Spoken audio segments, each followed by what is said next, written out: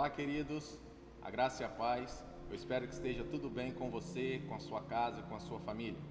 Para quem não me conhece, meu nome é Fabrício Guimarães. Eu sou ministro aqui na Betel Serra, líder de célula e líder da Juventude Awake. E queria pedir para você para fazer seu comentário, deixar os seus comentários, pedido de oração no chat, que tem uma equipe que estará pronta para orar pela sua casa, pela sua família e abençoar a sua vida. Eu quero trazer uma reflexão nesse momento, o texto de Lucas, capítulo 8, versículo 41 e 42, a minha versão diz assim: Eis que veio um homem chamado Jairo, que era chefe da sinagoga, e prostrando-se aos pés de Jesus, suplicou que fosse até a sua casa, pois tinha uma filha única de 12 anos que estava morrendo. Enquanto Jesus caminhava, as multidões o apertavam. Depois no versículo 49 diz: Enquanto Jesus ainda falava, veio uma pessoa da casa do chefe da sinagoga dizendo: A sua filha já morreu, não incomode mais o mestre.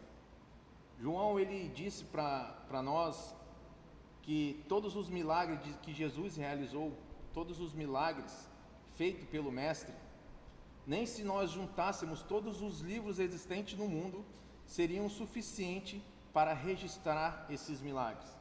É claro que João está falando aqui de uma forma exagerada, mas nos faz pensar e entender o que ele estava querendo dizer, que foram muitos os milagres, muitos. Foram tantos os milagres que, se nós pensássemos em registrar todos eles, nós gastaríamos muito tempo, ou aqueles que registraram os milagres de Jesus na Bíblia, gastariam muito tempo, porque, de fato, foram muitos os milagres de Jesus. Por serem muitos e muitos e muitos, como João está relatando, durante o ministério de Jesus, por mais de 3 anos, a Bíblia deixa para nós, de uma maneira bem minuciosa, 35 milagres. João fala que são muitos, mas nós conseguimos ler e enxergar, através da palavra de Deus, 35 milagres que são registrados. E todo milagre, ele gera um espanto. É natural ter esse espanto, ter uma alegria, ter um momento de euforia, um momento de celebração, porque isso foge das nossas mãos, foge daquilo que está no nosso controle, foge das leis naturais, e somente o nosso Mestre Jesus é capaz de fazer isso. E Jesus, ele mostra a sua força, vencendo algumas adversidades, que eu quero também chamar de força. Eu quero citar 4, como por exemplo, Jesus vence a força da natureza. Jesus estava com seus discípulos dentro de um barco. A Bíblia conta para nós que de repente veio uma tempestade e eles ficaram com medo daquela tempestade. E Jesus, usando da sua autoridade, do seu poder, ele acalma o mar, acalma a tempestade. Então ele está vencendo a força da natureza. Uma outra força que ele vence é a força espiritual. Logo depois desse momento aí da tempestade, ao eles desembarcarem, chega um homem, que a Bíblia registra como um homem gadareno, e fala que ele estava possesso por uma legião de demônios. E Jesus restaura o estado normal daquele homem, ou seja, vence a força espiritual daqueles demônios que estavam sobre aquele homem. Uma outra força que Jesus vence é a força da enfermidade. Nesse mesmo episódio do texto que eu li acima, Jesus indo para a casa de Jairo, aparece uma mulher, e a Bíblia diz que ela sofria de uma hemorragia há 12 anos, há mais de 12 anos, e Jesus cura aquela mulher. Jesus levanta paralíticos, Jesus faz cegos enxergar, então ele vence também a força da enfermidade. E talvez, considerado por nós, a maior delas, é que ele vence a força da morte. Pense numa pessoa que morreu, que foi crucificado, que estava em uma cruz, mas que depois do 3º dia, ele ressuscita, vencendo a força da morte. Quando Lázaro já cheirava mal, Jesus o ressuscita. A Bíblia relata também a história do filho da viúva de Naim, que já estava sendo levado para o seu enterro, já fizeram o velório, estavam caminhando com ele para o enterro, e Jesus faz ele ressuscitar e entrega ele vivo nas mãos da sua mãe. Qual é a área, querido, da sua vida que precisa de um milagre nesse dia? Seja qual for essa área, você precisa pedir a solução, a resposta, a questão difícil, você precisa saber que a resposta vem do nosso Pai. E a solução vem através de Jesus. Saiba o que você está pedindo e para quem você está pedindo. Voltando ao texto que eu li no início, Jairo, ele era o responsável pelo funcionamento da sinagoga. Era um líder religioso.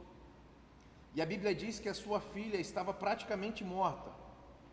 Não relata, não deixa claro para a gente, não tem como nós descobrirmos que tipo de doença que ela tinha. Se era um câncer, se era uma lepra, se era uma pneumonia, a gente não sabe. O que nós sabemos é que ela estava praticamente morta. E alguém chega correndo depois e ainda fala: para de ficar incomodando o mestre, não tem mais jeito para ela já está morta. Então imagina, queridos, a dor desse pai.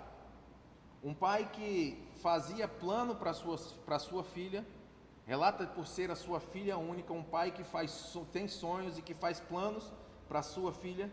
E quando a Bíblia está falando de filho, a Bíblia está se referindo à continuação de uma história. Quando está citando filho, diz que aquela história, daquela família, daquele pai, vai continuar. É por isso que Abraão, ele pede um filho.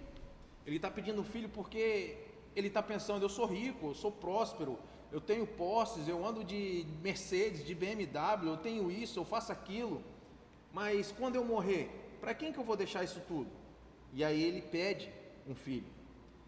Eu, Fabrício, eu não tenho um filho ainda, mas eu já faço plano para os meus filhos.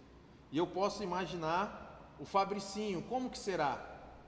Ele ainda pequeno, ele pregando: ei, tem a Wake aí? Quem está feliz com Jesus diz amém.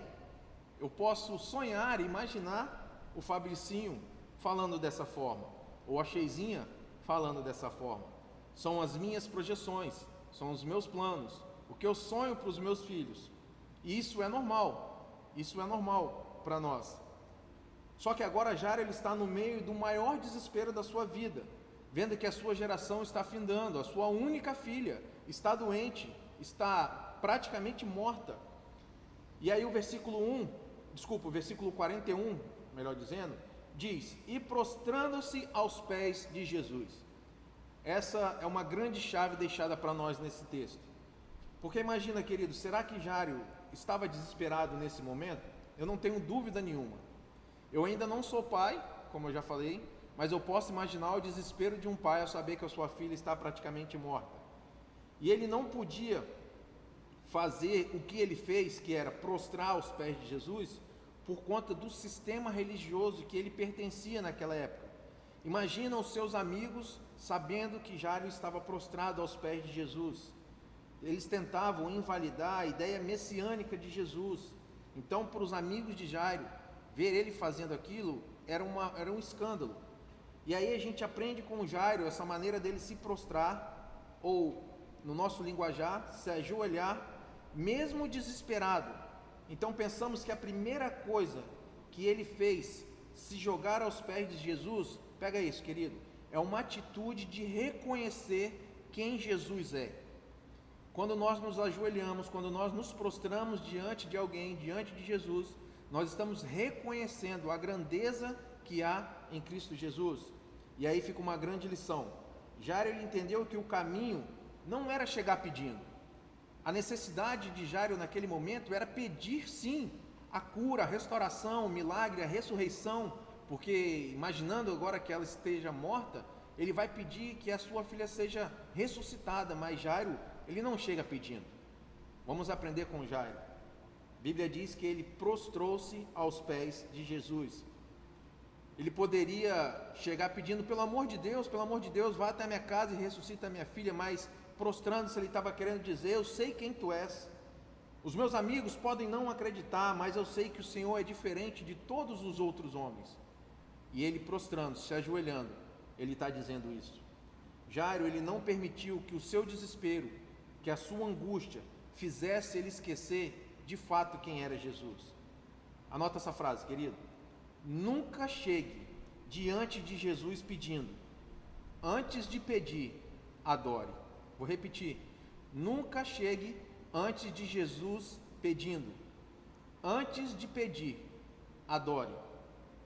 Eu sei que você pode estar passando por diversos problemas, uma tempestade, um turbilhão de dificuldade na sua casa, mas todas as vezes que você chegar diante do Senhor Jesus, pedindo, ao invés de adorá-lo,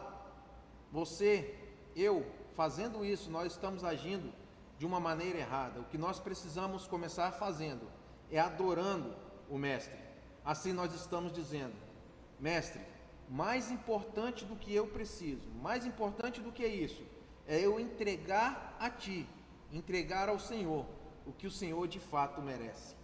Jário, ele está esperando uma resposta, ele não está esperando uma resposta para se prostrar. Ele não está esperando uma atitude positiva que crie uma esperança no seu coração para dizer a grandeza de Jesus. Ele não sabe de fato se Jesus vai até a casa dele, mas o que ele faz é se prostrar diante do Mestre. Porque o verdadeiro adorador não depende de Jesus entregar primeiro o que o seu coração deseja, para depois adorar ao Senhor. E esse é um grande problema que a igreja enfrenta hoje.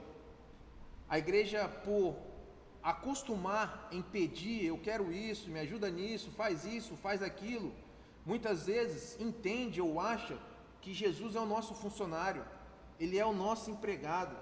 Ele não é obrigado, queridos, a fazer aquilo que nós precisamos. E por isso que muitas das vezes nós esquecemos o que é culto. Culto é, eu tenho que entregar, é adorar aquele que é digno e merecedor de receber uma adoração, de receber toda a honra, toda a glória e todo o louvor. E por isso, querido, muitas vezes, chegando a um culto onde nós deveríamos entregar, e vamos a um culto para pedir, vamos a um culto para falar, vá até a minha casa, faça isso, faça aquilo, ao invés de fazermos como Jário fez, primeiro adorar, primeiro se prostrar, aí achamos muitas vezes que o culto não foi bom. O culto não foi bom porque nós não entregamos aquilo que nós deveríamos entregar. É como se fosse: Deus, eu preciso de um emprego assim. Deus, eu quero casar, mas o meu marido tem que ser assim, a minha esposa tem que ser assim. Deus, dê um jeito nas minhas finanças, dê um jeito na enfermidade que está no ente querido. Deus, abra as portas que precisam, mas nunca entrega uma verdadeira adoração. Precisamos aprender que primeiro vem a adoração, primeiro vem o culto, primeiro vem a entrega. O que sai do homem, muitas vezes, quando nós estamos cantando uma canção, o que sai do homem, que chega para um outro homem, às vezes atinge o coração de alguém por um lado emocional ou por um lado motivacional, mas aquilo que sai do homem como forma de canção, como forma de música, e vai para um outro homem, isso não é adoração. A adoração tem que sair do homem e ir para o alto, tem que ir para Deus, tem que ir para Jesus, aquele que merece um louvor, aquele que merece toda adoração. E a grande raiva do diabo é ver que eu e você, mesmo com dificuldades, mesmo com lutas, enfrentando as adversidades, enfrentando problemas, nós não perdemos o prazer de adorar o nosso Senhor. Adoração é elogiar, é engrandecer, enaltecer, magnificar. E aí Jário primeiro ele faz isso. Jário primeiro ele se prostra para depois pedir. E aí está um grande segredo que muita gente não faz. Vamos aprender primeiro a nos prostrarmos para depois pedirmos. E segundo, Jário entende a necessidade de pedir.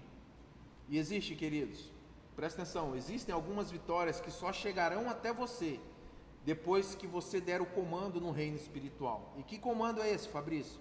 Que chave é essa? É a chave chamada oração. Mateus capítulo 7, versículo 7, diz assim: peçam e lhes será dado, busquem e acharão, batam e a porta se abrirá para vocês. Jeremias capítulo 33, versículo 3 diz: chame a mim e eu responderei, e anunciarei coisas grandes e ocultas que você não conhece. Quem garante, querido, que nos dará a resposta? Quem garante que a resposta do seu clamor chegará até nós? Não é o nosso melhor amigo, não é o nosso discipulador, não são os nossos pais. quem garante isso é o nosso Senhor.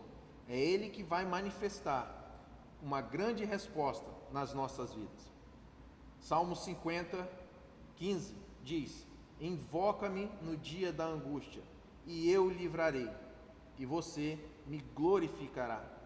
Oração não é um monólogo, a oração é um diálogo, e nós temos que parar para ouvir aquilo que Deus tem para nos dizer, também através das nossas orações. E para finalizar, nós precisamos desenvolver um relacionamento com Deus. Quem não ora, quem não se relaciona com Deus, não cresce.